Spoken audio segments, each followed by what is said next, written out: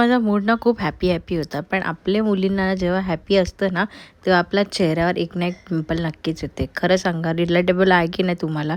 खुश यासाठी होती कारण का गुलाबाची जी कळी होती त्याला फूल आलं होतं, ते पण गुलकंदाचं होतं.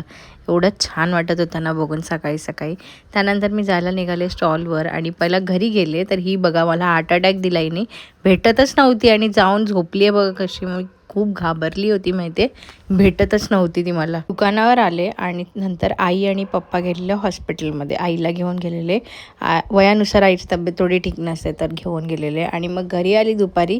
कुंदन आला ना, तर तेव्हा मी त्याला फूल काढायला सांगितलं आहे, कारण का मला पहिलं जे फूल होतं ना ते देवाला घालायचं होतं आणि एवढं सुंदर होतं ना, एवढा कलर पण छान होता त्याचा. पहिला फूल देवाला व्हायला मी त्यानंतर सगळी कामं आटपली आणि परत दुकानावर गेले. तर ही आलेली ॲलिना. किती क्यूट आहे ना, खूप जास्त क्यूट आहे. रोज मला भेटायला येते, रोज माझ्याशी बोलते. म्हणजे तिला खूप जास्त आवडतं इथे बसून बोलायला.